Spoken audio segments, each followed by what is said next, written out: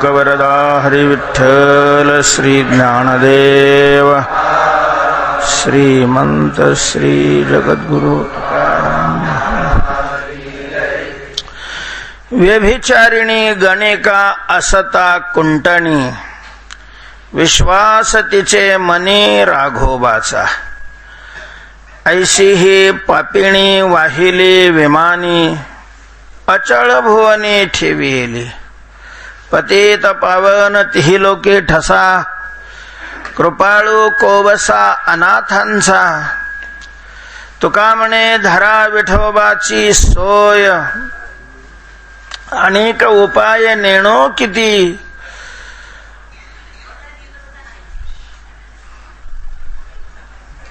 श्रीमंत श्री जगद्गुरु तुकोबाराय या अभंगातून भगवंताला शरण जाण्याचा कैमुतिक न्याय सांगतात. देवाला मानवाने का शरण जावं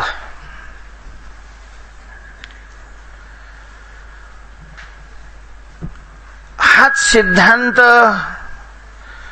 तुकोबाराय एका विशिष्ट पद्धतीनं प्रतिपादन करतात.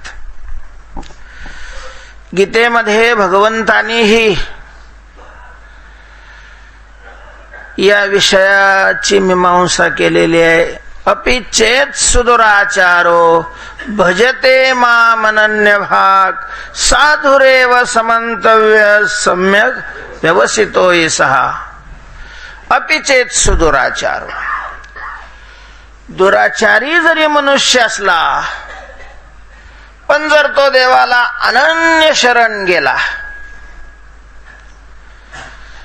तर त्याला दुराचारी म्हणण्याचं काही कारण नाही. कारण त्याला जी गती प्राप्त होते ती साधूची गती प्राप्त होत असल्यामुळं साधुरेव समंतव्य त्याला साधू मानावं. या अभंगातही तुकोबारायांनी त्या श्लोकाचं जसं काही भाषांतर प्रायोगिक तत्वावर करतायत. तुकोबाराय म्हणतात की तुका म्हणे विठोबाची सोय धरा. आपलं चांगलं व्हावं असं वाटत असेल, आपलं कल्याण व्हावं असं वाटत असेल तर धन कमावण्यामध्ये आयुष्य बर्बाद नका करू. कारण तुम्ही कितीही कमवलं तरी रावणा इतकं कमवू शकणारच नाही. रावणाच्या धनाचा थोडासा लेखाजोखा कालच्या अभंगात झालेलाच आहे. तेवढा तर धन कुठल्याही खात्याचा मंत्री झाला,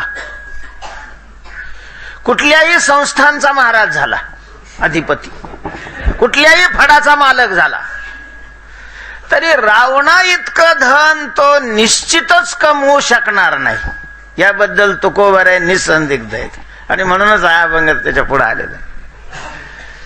काय रावणाचं ऐश्वर आहे, काय संपत्ती आहे, पण एवढी संपत्ती त्यांनी कमवली असताना सुद्धा ही काही म्हणजे एका दिवसात थोडी कमवलेली आहे. बरं, त्याला आयुष्यही फार होतं. 14 चौकड्याचं आयुष्य होतं आणि तेवढ्या आयुष्यात त्यांनी एवढी कमवलेली होती. एक चौकडीत नाही, एका कडीच्या एका कोपऱ्यात बी नाही. आपण चौकडी म्हणजे कली, द्वापार, त्रेता आणि कृत ही चौकडी. त्याच्यातली एक कडी म्हणजे कली आणि त्या कलीतल्या कडीत आपण किती कलियुगाच्या आयुष्याचा नकाशा जर ठेवला तर आपण त्याच्यात किती टक्के जागेवर असू आम्हालाच काही दिसणार बी नाही. इतकं छोट्याशा प्रकारचं एवढं आयुष्य, किती आयुष्य असतं मानलं 100 वर्ष मानलेलं आहे ते सरासरी अशा प्रकारची 100 वर्ष. तर त्याच्यातली 100 वर्ष काही मनुष्य कमवत नाही. 10-15 वर्ष लहानपणातच जातात. बाळपणी 80 वर्ष गेली 12. नंतरची काही आयुष्य 10-12 वर्ष शिक्षणामध्ये जातात. म्हणजे पहिलं 20-25 वर्ष आयुष्य हे विद्यार्जनामध्ये बालपणामध्ये जात. शेवटची 25 वर्ष तुमची इच्छा असली तरी रिटायर करते. शासनाच्या नोकरीला असलेल्या माणसाची रिटायर होण्याची इच्छा नसतेच, पण शासनाच्या नियमाप्रमाणे त्याला काय व्हावं लागतं, रिटायर व्हावं लागतं. महाराज 60 वर्षालाच करते. 60 वर्षाचं 60 वर्ष वय झालं की त्याला काय करून टाकतात, रिटायर करून टाकतात. 60 पुढं 40 वर्ष 100 वर्ष धरली तर 40 वर्ष राहतात. पहिले 25 झाले 65 राहिले किती 35 वर्षामध्ये काही सगळाच काल कमवत नाही, अर्ध रात्रीनच नेलेलं राहत. तेव्हा आपल्याकडे कमवायलाच किती वेळ असतो, तेवढ्यात किती कमावणार आहे. रावणा इतकं तर कमावलं, त्यांनी एवढं कमावलं तर कवडी नाही गेली. आणि मग आपण कमवून कमवून उड्या मारून मारून मारून किती मारणार. मग काय करायचं, धन कमवायचं नाही, काही बरोबर येत नाही.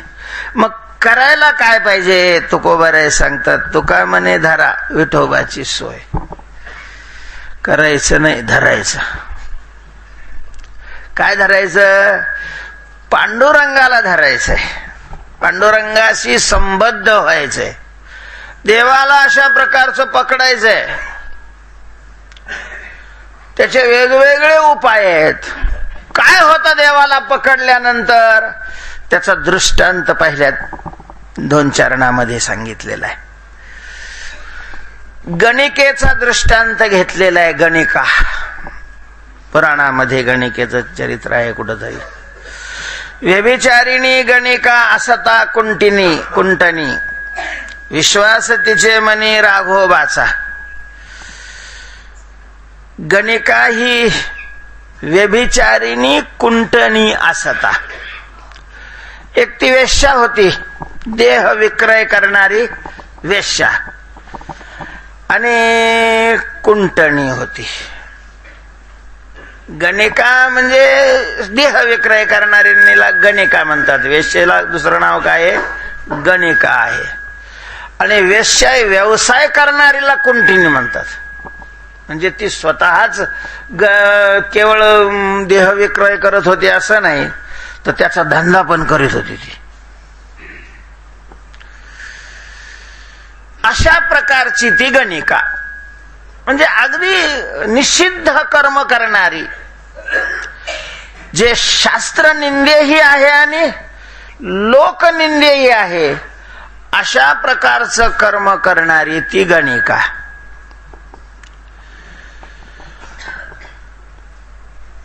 बरं ठीक आहे, काय झालं मग तिनं एक पोपट पाळलेला होता. त्या पोपटाला तिनं राम राम राम म्हणायचं शिकवलेलं होतं, राघोबा. तो पोपट सतत राम म्हणायचा आणि ही त्याच्याबरोबर काय म्हणायचे, राम राम. त्याने तिनं पोपटाचंच नाव राघोबा ठेवलेलं. तोही राम राम म्हणायचा, ही राम राम म्हणायची. इतका तिला त्याचा लळा लागलेला की तिचं सर्वस्व तो बनलेला होता. त्यामुळं जागृतीमध्ये स्वप्नामध्ये सतत ती त्याचंच काय करायची, चिंतन करायची. जसं वारकरी पांडुरंग ध्यानी पांडुरंग म्हणी, जागृती स्वप्नी पांडुरंग, तसं ती जागृतीमध्ये स्वप्नामध्ये सुषुप्तीमध्ये त्या राघोबाचं पोपटाचं राम राम राम या नामाच्या द्वारा चिंतन करायचे.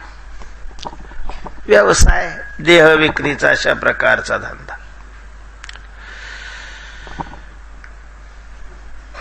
पण म्हटले जर अशा प्रकारचा निषिद्ध गलिच्छ निंद्य व्यवसाय करत असताना सतत राम राम कस काय तिच्या तोंडाला येत होतं.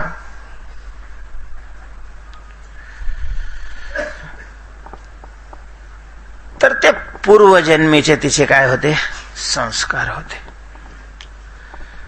माझी या संचिताचा ठेवा. त्याने हे वाट दाविली देवा, जसं तुकोबाराय म्हणतात. एका राजाची ती मुलगी होती पूर्वजन्मामध्ये. तिच्या मूळ नक्षत्रावर जन्मलेली.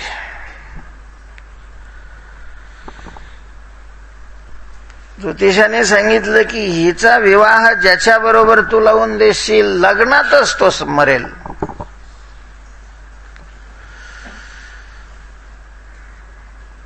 मग त्या राजाने काय केलं, एक दगडाची मूर्ती केली, त्या दगडाबरोबर तिचं लग्न लावलं तिला नकळत. बरंच ती मंगलाष्टिका ताकद असताना ती दगडाची मूर्ती भंगली. तिला कळाल्यानंतर मग तिनं सांगितलं मला विवाहच नाही करायचा. मग ती अविवाहित अशा प्रकारची राहिली आणि देवाचं नामचिंतन करत राहिली. म्हातारी झाली. म्हातारी झाल्यानंतर एके दिवशी बिमार पडली आणि मग जन्मभर पुरुषाचा स्पर्श नाही शरीराला. आणि म्हातारपणामध्ये तो वैद्यानी नाडी पाहण्याकरता तिच्या हाताला स्पर्श केलेला आहे. तो स्पर्श तिला जाणवला.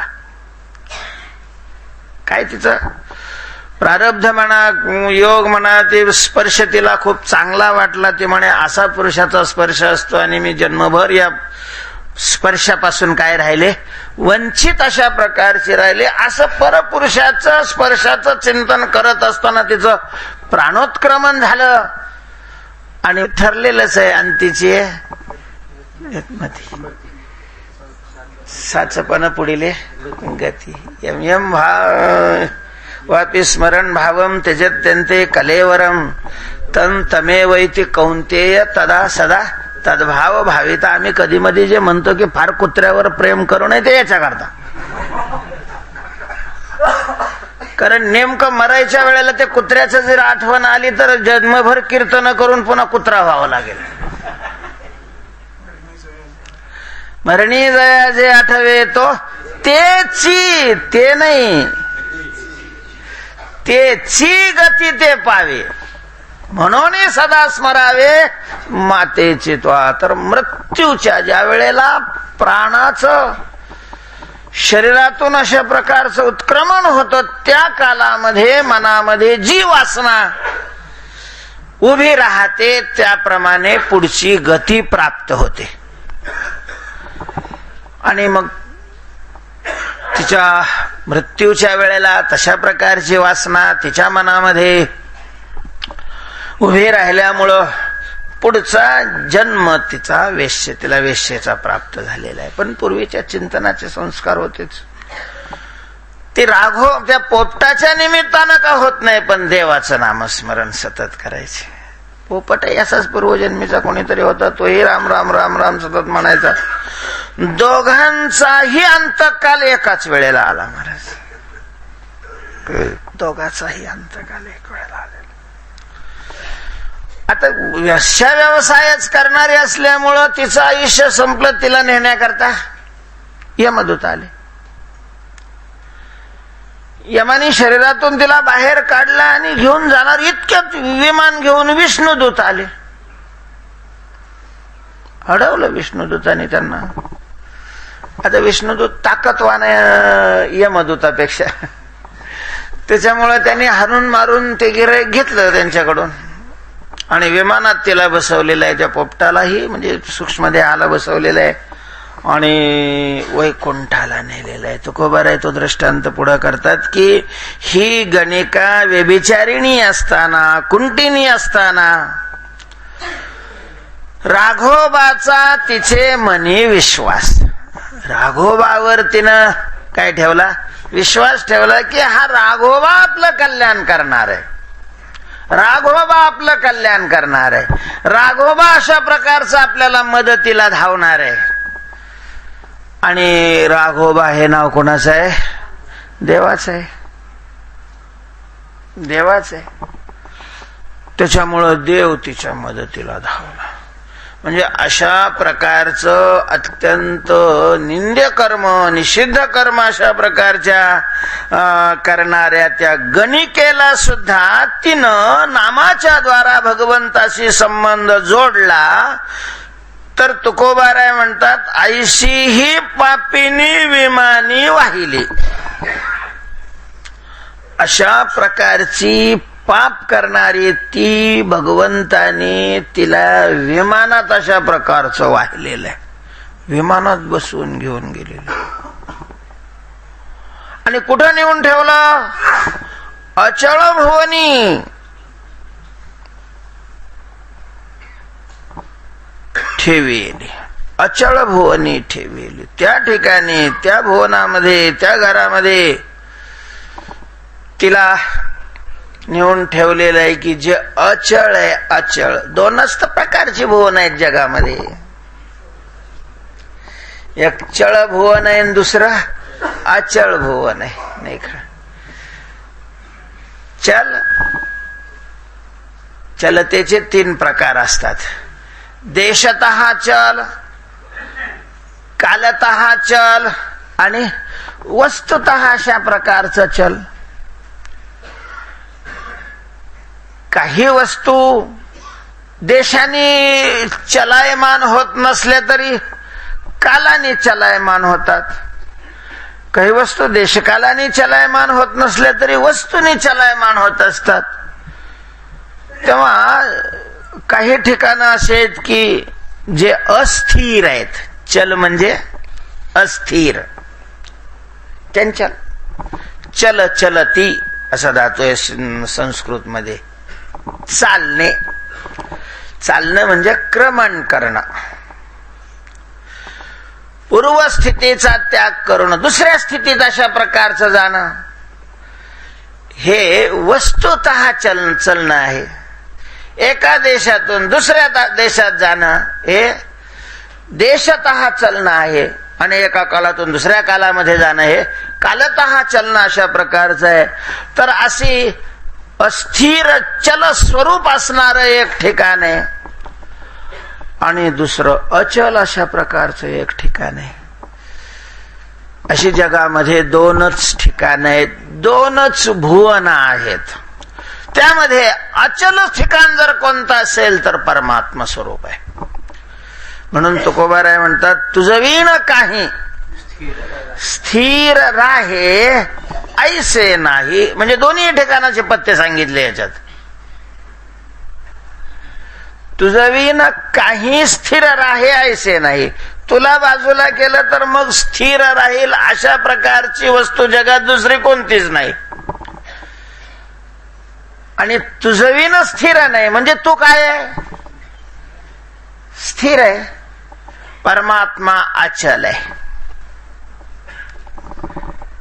चळेना ढळेना तया नारायणा ध्यात जावे.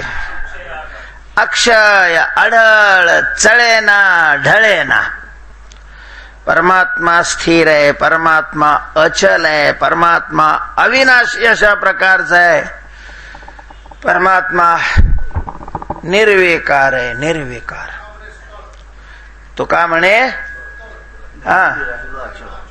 हा धरोनी राहिलो अचळ म्हणजे चळत नाही. अशा प्रकारचा देव आहे, देव. आणि अशा त्या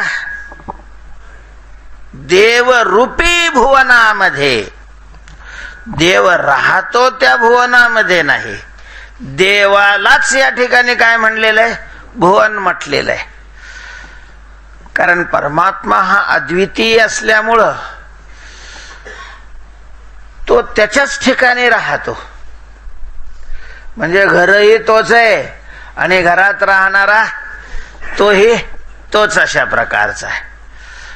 अचळ अशा त्या भुवनामध्ये तिला नेऊन ठेवलं. काय विशेष आहे त्या भुवनाचा?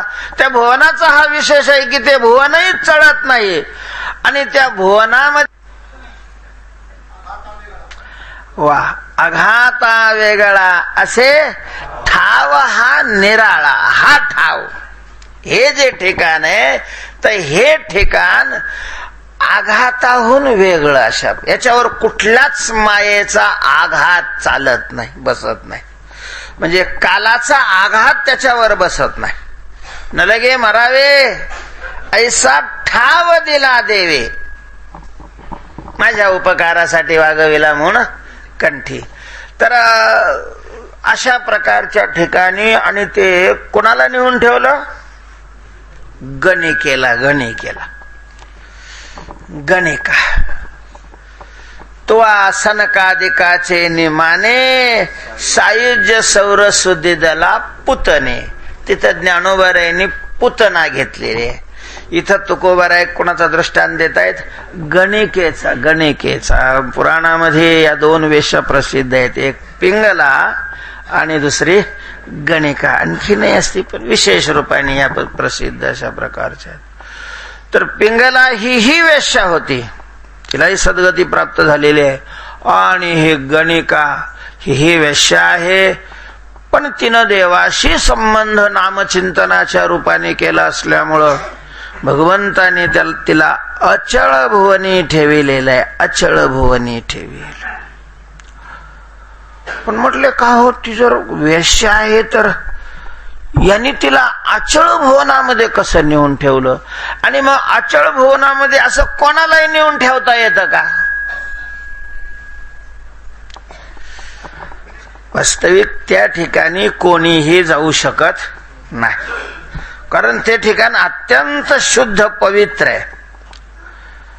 तेव्हा तिथं जायचं असेल तर अत्यंत शुद्ध व्हावं लागतं, मग तिथं जाता येतं. अपवित्र अशा प्रकारची व्यक्ती तिथं जाऊ शकत नाही. आणि म्हटले मग देवानी ही कशी काय तिथं नेऊन ठेवली? वेश्या व्यवसाय करणारी ही गणिका अत्यंत अपवित्र असताना तिला तिथं नेऊन कसं ठेवलं? तर देवाने तिला पवित्र केलं आणि पवित्र करून तिथं नेऊन ठेवलं. तिला पवित्र केलं. पापी असताना तिला पवित्र केलं. पापी असताना तिला पवित्र केलं. असं कसं काय तसं केलं? म्हणून तर त्याला पतित पावन म्हणतात. त्याचं नावच एक काय पतित पावन. आता पुण्यवानाला जर तो पावन करत असेल तर मग त्याच्यात विशेष काय आहे? तर पावन आहे, पतित पावन. पतित पावन शब्दाचा अर्थ जे पतित आहेत. पतित मनुष्य कशाने होत असतो? पापाने होतो, निषिद्ध कर्माने अशा प्रकारचा होतो, निंद्य कर्माने होतो. पण असा निंद्य कर्माने पतित झालेला त्यांनीही जर भगवंताशी संबंध केला तर परमात्मा त्यालाही काय करतो? पावन अशा प्रकारचं करतो.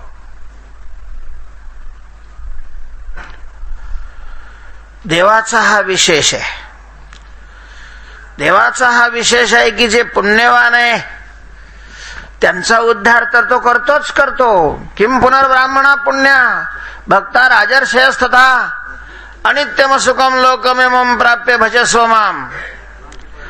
पण जे पतित झालेले आहेत, वाल्या कोळ्यासारखा, अजामिळासारखा, गणिकेसारखा, अत्यंत अपवित्र, अत्यंत अशुद्ध, अत्यंत जे पतित झालेले आहेत हे कर्माने, त्यांनाही देव पावन करतो. त्यांनाही त्यांनी पावन केलं.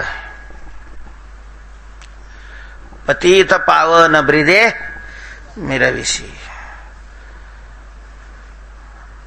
अनेक ठिकाणी भगवंताचं वर्णन करत असताना संतांनी त्याला काय म्हटलेलं आहे? पतित पावन म्हटलेलं आहे. याही अभंगामध्ये तुकोबाराय म्हणतात की तो पतित पावन आहे. श्री पंढरीशा पतित पावना एक विज्ञापना पायापाशी. आणि पतित पावन हे त्रैलोक्यामध्ये त्याची कीर्ती पसरलेली आहे. पतित पावनतेचा ठसा, शिक्का त्याच्यावर उमटलेला आहे. कृपाळू आहे तो, अनाथाचा कोवसा आहे तो. हे सगळे शिक्के देवावर पडले गेले. पतित पावना दिनानाथा नारायण. पतित पावन आहे, कृपाळू आहे, अनाथाचा तो आश्रय आहे. नाथ अनाथाचा पती, गोपिकांचा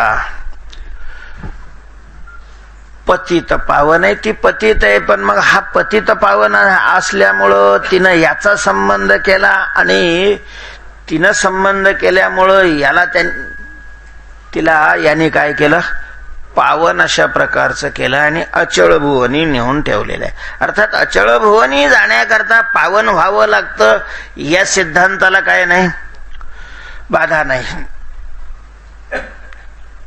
आणि हा पतित पावन आहे हेही या दृष्टांतातून स्पष्ट झालेलं आहे.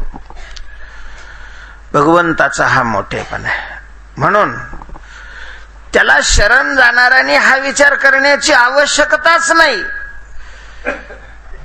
की आपण तर एवढे निंद्य कर्म केलेले आहेत, आपण तर पापयोनीमध्ये जन्माला आलेलो आहे, तेव्हा आपल्याला शरण जाता येईल का. तुकोबाराय म्हणतात, पतित पावन हा त्याच्यावर ठसा आहे, जो अनाथ आहे त्याचा आश्रय तो आहे, हाही त्याच्यावर तसा आहे, आणि कृपाळू आहे, कृपाळू.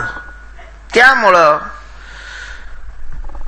आपण आपलं चांगलं व्हावं असं वाटत असेल तर काय करायचंय, विठोबाची सोय धरा.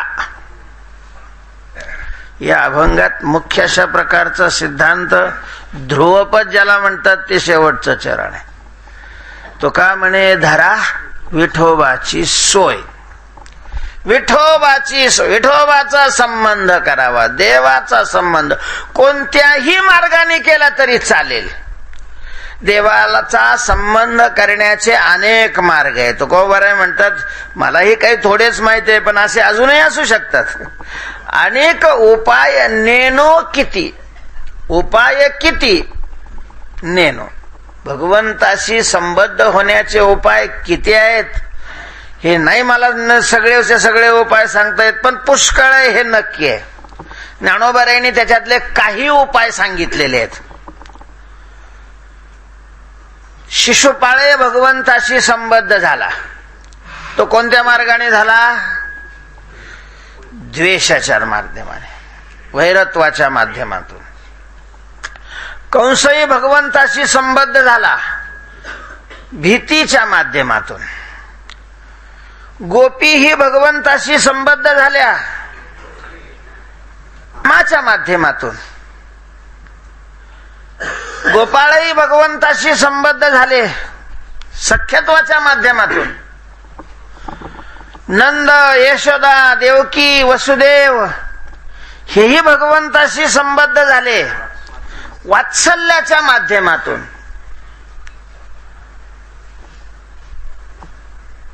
« 16,108 अशा प्रकारच्या स्त्रिया त्याही भगवंताशी संबद्ध झाल्या कांतत्वाच्या माध्यमातून. तेव्हा भगवंताशी संबद्ध होण्याचे असे अनेक मार्ग आहे, अनेक मार्ग. भगवंताला दुकानदार करावा, आपण गिराईक व्हावं. भगवंताला गिराईक करावा, आपण दुकानदार व्हावं. भगवंताला मालक करावं, आपण त्याचे नौकर व्हावं. भगवंताला नौकर करावं, आपण त्याचे मालक व्हावे. भगवंताला मित्र बनावं, आपण त्याचे मित्र व्हावं. भगवंताला बाप बनवावं, आपण त्याचं पोरग व्हावं. भगवंताला पोरग बनवावं, आपण त्याचे बाप व्हावं. संबद्ध त्याचा आला पाहिजे. मग कोणत्याही माध्यमातून आला तरी काही अडचण. आगामी एकलाणीचे खागे मज येवो ये भलते नि मार्गे. भक्ती की विषय, विरागे अथवा वैरे. भक्तीने म्हणजे प्रेमाने माझ्याशी संबंध जोडला, सोन्याहून पिवळं. भगवंताशी संबंध जर आपल्याला प्रेमाने जोडता येत असेल तर सगळ्यात चांगले, सगळ्यात चांगले. पण त्याच्याशी संबंध जोडण्याकरता जे प्रेम लागतं ते संसारातलं नाही चालत. कारण संसारातलं प्रेम प्रेमच नसतं, त्याला नाव प्रेम असतं, घाण असते ती. त्याच्यात मोह असतो, त्याच्यात लोभ असतो, त्याच्यात काम असतो, त्याच्यात क्रोध असतो, त्याच्यात सगळे विकार आणि युक्त अशा प्रकारचं संसारातलं प्रेम आहे. माय बापे सांभाळीती, लोभा कारणे पाळीती. आई बाप जरी पोरावर प्रेम करताना दिसत असले तरी त्याच्यातही काय असतो? लोभ असतो. लोभ कशाचा लोभ आहे? म्हातारपणची काठी. लोभ कशाचा असतो? की हा आपल्याला म्हातारपणी सांभाळेल अशा प्रकारचा लोभ असतो. ज्या दिवशी कळतं की हा आपला सांभाळ तर करणार नाहीच नाही, पण हा आपला विरोधक आहे, महाराज त्या दिवशी सरळ सरळ म्हणतात, तू माझा पोरगा नाही, मी तुझा बाप नाही, मी मेल्यावर तू सुतक धरू नकोस. शत्रू आहे माझा तो शत्रू. हिरण्यकश्यपूने काय केलं? अर्थात आईबाप प्रेम करत असले तरी लोभाने दूषित अशा प्रकारचं ते प्रेम आहे. पत्नीचं पतीवर प्रेम असलं तरी त्याच्यामध्ये काम हा विकार असतो. देवावर जे प्रेम करायचं असतं ते शुद्ध प्रेम आहे. शुद्ध गुणरहितम कामनारहितम प्रतिक्षणवर्धमानम अविच्छिन्नम सूक्ष्मतरम अनुभवरूपम. त्या प्रेमाचं नारद महर्षींनी वर्णन केलेलं आहे की भक्ती स्वरूप असणारं जे प्रेम आहे ते कशा स्वरूपाचं आहे? सातु परम प्रेम रूपा. नारद महर्षी सांगतात की ती भक्ती ही निरतिशय प्रेम स्वरूप आहे. नुसतं प्रेम स्वरूप नाही, सातिशय प्रेम नाही, ते निरतिशय अशा प्रकारचं निरपेक्ष प्रेम आहे.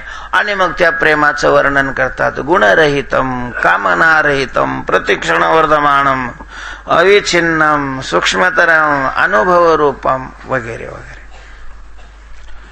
तर भगवंताविषयी भगवंताचा संबंध जर प्रेमाने जोडला तर फार लवकर परमात्मा आकळला जातो. आणि मग नुसता आनंदच आनंद असतो. प्रेमाच्या रस्त्यातही आनंद आहे आणि घरी गेल्यानंतर तर आनंद आहेच आहे. म्हणजे साधनातही आनंद आहे आणि साध्यातही आनंद आहे. देवावर प्रेम असावं महाराज. देवावर परमार्थ करणाराचं देवावर प्रेम असावं. आपल्याला परमार्थात जे दुःख होतं ना त्याचं कारण आहे आपलं प्रेम देवावर नाही, देहावर जास्त असतं. परमार्थ करणाराचंही प्रेम कशावर असतं? देहावर असतं, देहावर. आणि मग कोणी निंदा केली, कोणी मान नाही दिला, कोणी अवहेलना केली, खायला नाही मिळालं, काही त्रास, मग दुःख होतं. जर प्रेम देवावर असेल ना तर मग साधनेतही खूप आनंद आहे महाराज. खूपच आनंद आहे साधनेतही. उलट देवाविषयीचं प्रेम ज्यांच्या अंतःकरणात निर्माण झालेलं आहे ते तर म्हणतात, देवा आम्हाला साध्यच नको, आम्हाला साधनच हवंय. साधनच आमचं आता काय झालेलं आहे?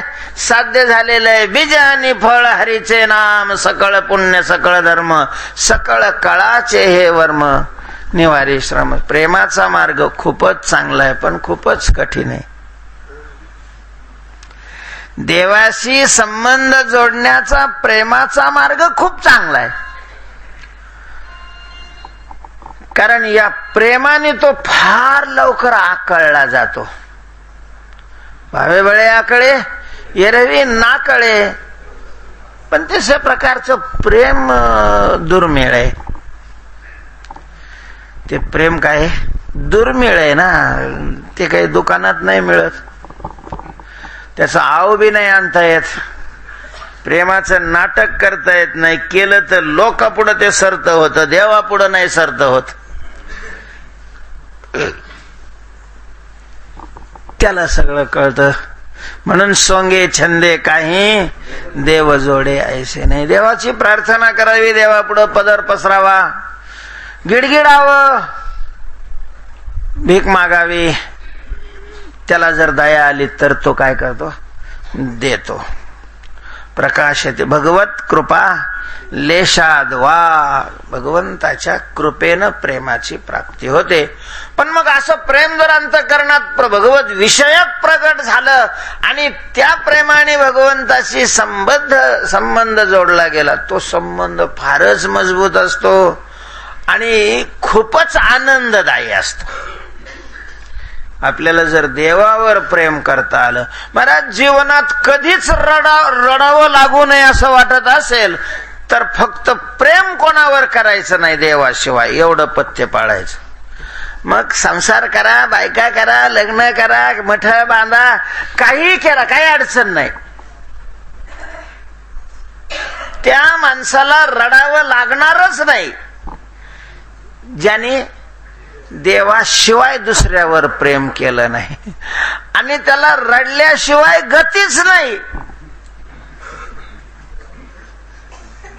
त्यांनी ही सगळी तयारी करूनच मग दुसऱ्यावर प्रेम करायचं, म्हणजे चुना आणूनच ठेवायचा,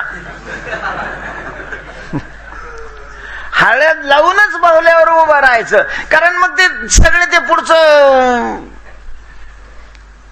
भोगावंच लागणार, सहन करावंच अशा प्रकारचं लागणार आहे. खूप माणसाला वाटतं बा आम्हाला संसारात दुःख कसं काय होत आहे. वावळ्या दुःख नाही झालं तर आश्चर्य मान. सगळ्या जड वस्तूवर, विनाशी वस्तूवर, खोट्या वस्तूवर प्रेम करण्यात आयुष्य बर्बाद करू राहिलाय आणि पुन्हा अपेक्षा करतोय सुखाची. चौकडे जळत बनवा, तिथून निर्णय किती की पांडवा नाही काय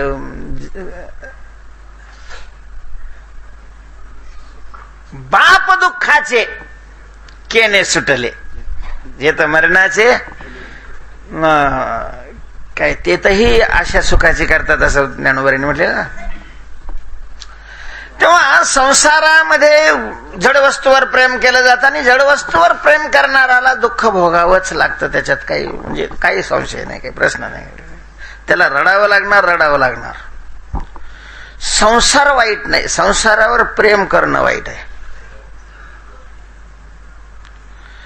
संसार देवाने निर्माण केलेला आहे म्हणून देवावर प्रेम करावं, कधीच रडावं लागणार नाही मला. ज्याने देवावर प्रेम केलं त्या रडण्यात सुद्धा आनंद असतो. देवावर प्रेम केलं तर रडण्यातही काय मिळतो, आनंद. अशा प्रकारे वास्तव कधीच त्याला दुःख भोगावं लागत नाही.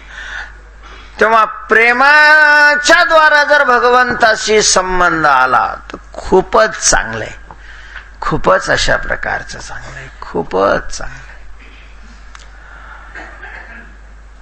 अरे दगडाला देव मानून जरी प्रेम केलं तरी आनंद आहे. साक्षात देवाला देव मानून जर प्रेम केलं तर मग तर प्रश्नच नाही. पण विठोबाची सोय धरा, देवाचा संबंध करा. नाही समजा नाही हो काय प्रेमाने काही आपलं नाही मेळ बसायचं, ठीक आहे, मग काय करा, शत्रुत्व करा, वैरत्वयाला अवच्छेदकाने, पण देवाशी. कुणाचा वैरी व्हायचं, देवाचा वैरी व्हायचं, देवाचा.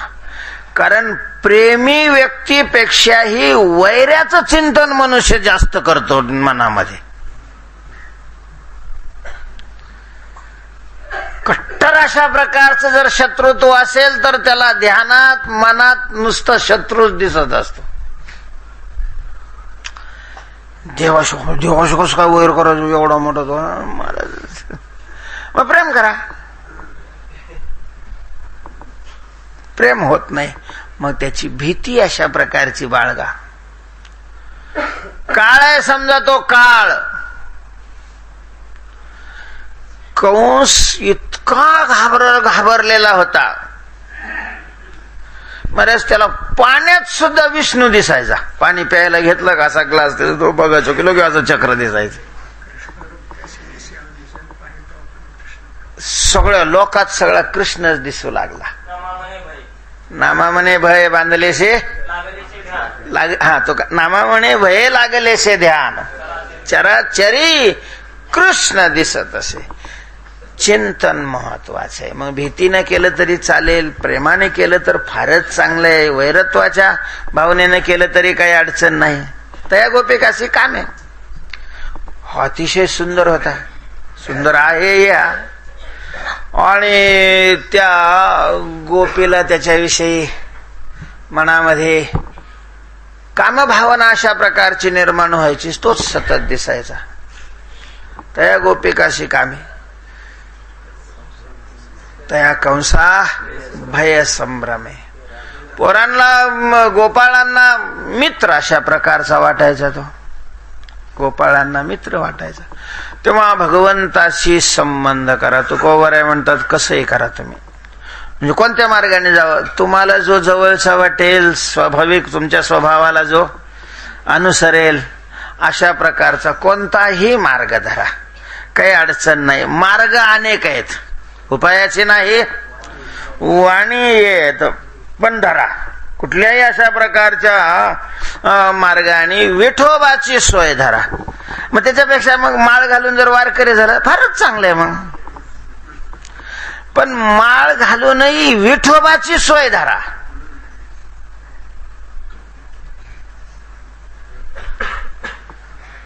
माळ घालून विठोबाची सोय धरा.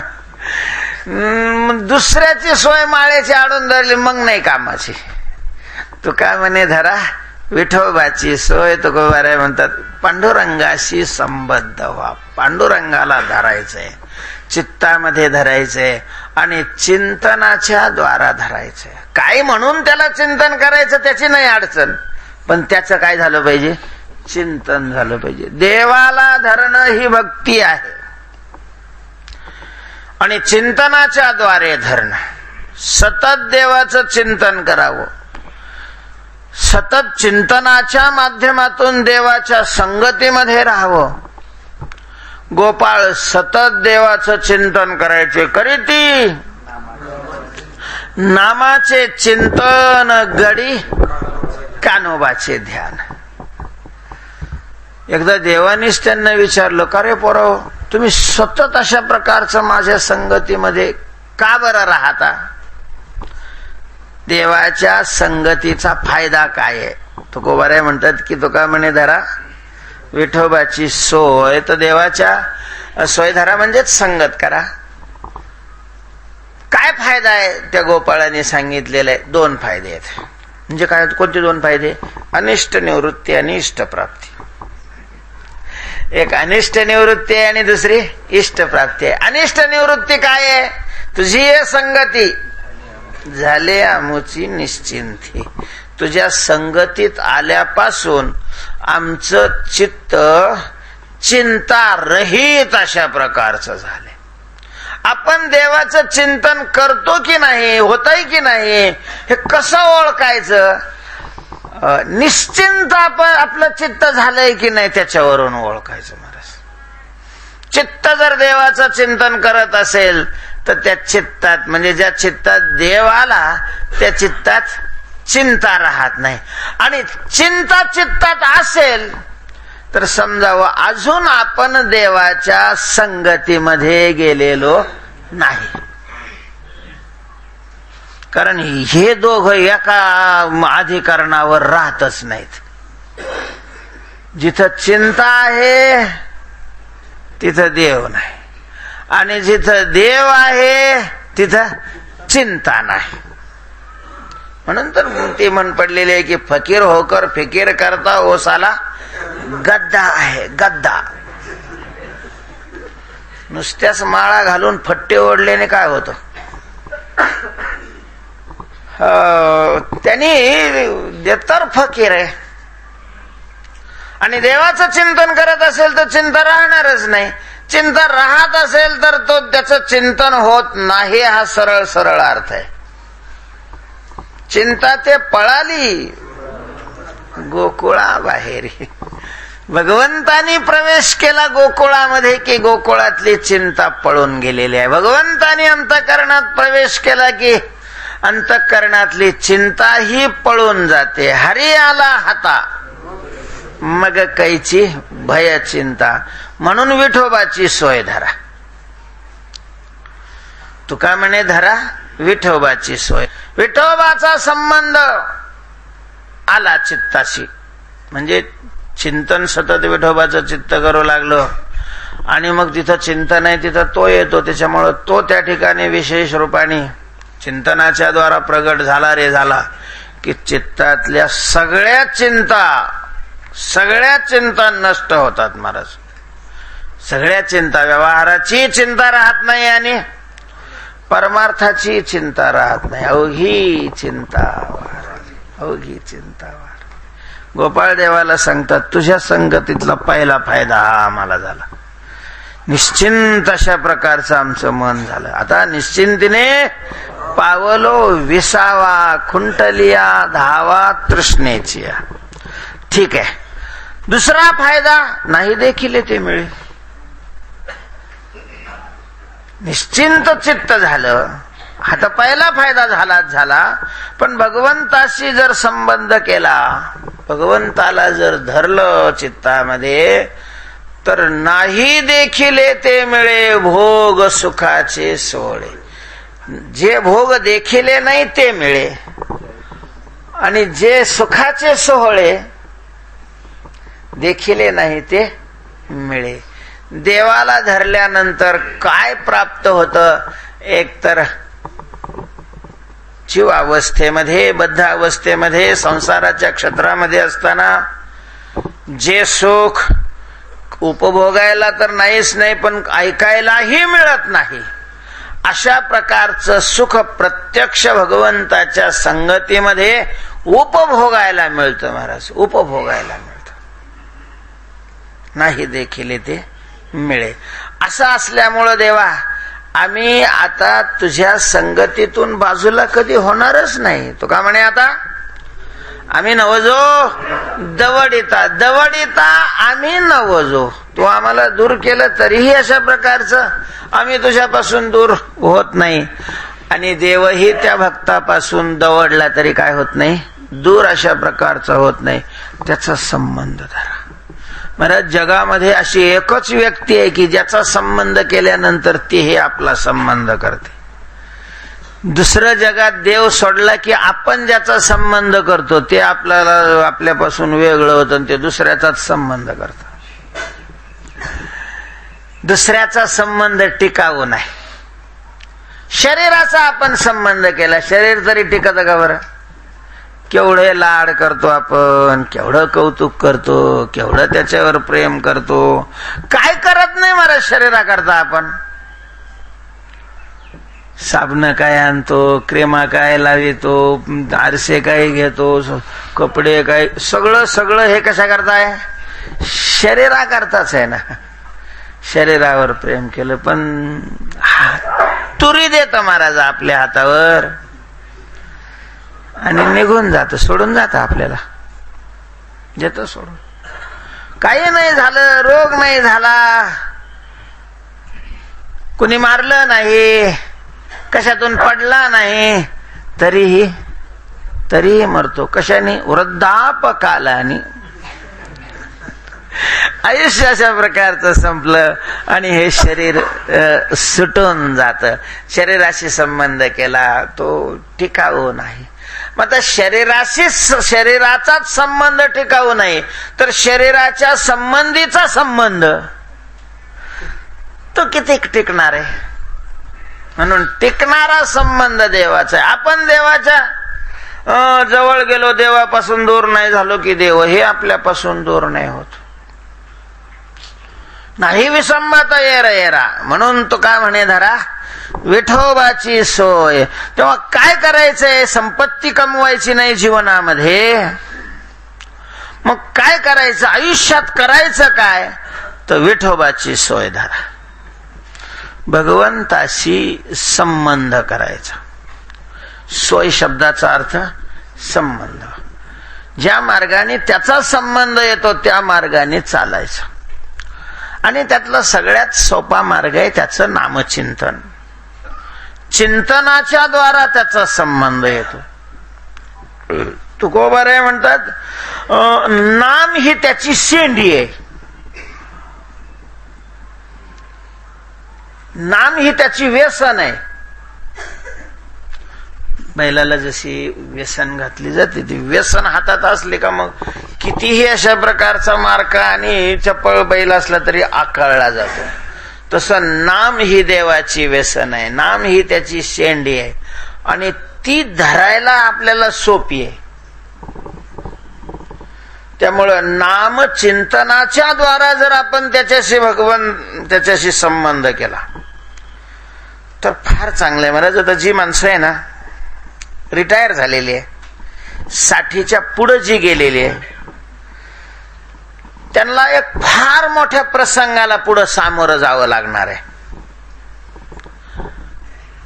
आत्महत्या केली तर पाप लागेल आणि तुमच्या इच्छेनं मरण येणार नाही. जेवढं आयुष्य आहे तोपर्यंत शरीरात राहावं लागेल आणि मग सगळ्यात मोठा कठीण काल असतो वेळ न जाणं. म्हातारपणचा सगळ्यात मोठं दुःख कोणतं असतं? वेळ न जाणं. वेळच जात नाही महाराज त्याचा. तरुणपणामध्ये काम करण्यामध्ये वेळ कसा निघून जातो, वेळ पुरत नाही. पण म्हातारपणामध्ये वेळच जात नाही, कारण काही काम होत बी नाही, वाचावं दिसत नाही. वाचावं तर दिसत नाही, दिसायला कमी राहत. मग काही ऐकत बसावं तर कानाने राजीनामा दिलेला राहतो, ऐकायला येत नाही, वाचायला येत नाही. मग कुठं जावं तर पाय अडखळतात, पडायची भीती राहते. कोणी बरोबर तरी रोज कोणी येणार. लहान पोरांना शाळेत जायचं असतं, मोठ्या माणसाला काम करायचे असतात आणि यांच्या बरोबर रिकामं फिरायला कोण आहे? बरं बसावं एका ठिकाणी तर कवर बसावं.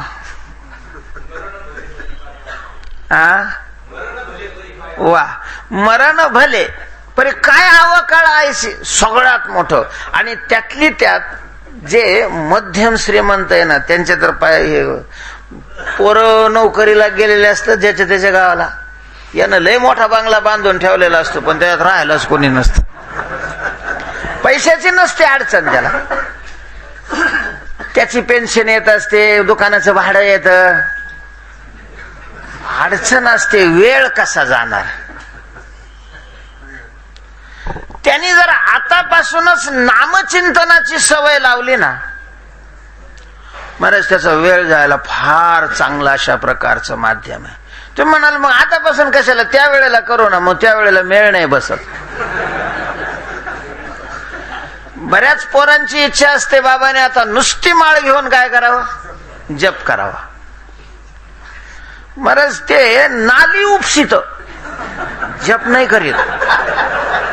हे म्हातारा असं बिलिंदर राहत, त्याला नाली उपसायची बरी वाटते, जप करावा नाही वाटत. त्याचं कारण आहे, त्याच्यात त्यांनी पहिले कधी मनाला आणि वाणीला काय लावली नाही, सवयच लावली नाही, वळणच लावलं नाही. म्हणून जपाचं अशा प्रकारचं वळण लावून घ्यावं महाराज. काय वृत्ती कशात तरी रंगली पाहिजे. वृत्ती रंगली की मग त्याला वेळेचंही भान राहत नाही, देहाचंही भान राहत नाही. आणि जर आपली वृत्ती जपात रंगवण्याची आपण तिला सवय लावली, त्याच्यासारखा भाग्यवान कोणीच नाही. मग शरीर असलं काय आणि शरीर पडलं काय, काहीच अडचण नाही. म्हणून तुकोबाराय सांगतात की विठोबाची सोय धरा. बरं जप करण्याकरता, नामचिंतन करण्याकरता दिसावं लागतं असं नाही. नामचिंतन करण्याकरता ऐकू यावं लागतं असंही नाही. उलट नाही दिसलेलं, नाही ऐकू आलेलं चांगलं. कारण काही ऐकू आलं की वृत्ती तिकडे जाते, काही दिसलं की वृत्ती तिकडे जाते. ज्या वेळेला वृत्तीला काही दिसतही नाही, काही ऐकू येत नाही, त्यावेळेला आपोआपच ती जागेवर राहते. म्हणून नामचिंतनाच्या द्वारा भगवंताशी संबंध जर जोडला तर खूपच अशा प्रकारचा चांगला हा मार्ग आहे. त्याकरता बहुतेक सगळ्या कलियुगामध्ये अवतीर्ण झालेल्या संतांनी, कुठल्याही भागातला संत असो, मी म्हणतो कोणत्याही धर्माचे संत असोत, नामचिंतनच सांगितलेलं आहे महाराज. मुस्लिम धर्मामध्ये सुद्धा नामचिंतन सांगितलेलं आहे. नाव वेगळं असेल, रूप वेगळं असेल, पण नामाचंच चिंतन सांगितलेलं आहे. दक्षिणेतले साधू असतील, उत्तरातले साधू असतील, मध्य भारतातले साधू असतील, सगळ्या साधूंनी एकमुखाने निजनिष्ठा नाम गावे. स्वस्वरूपाच्या ठिकाणी निष्ठा ठेवून भगवंताचं नाम गावं.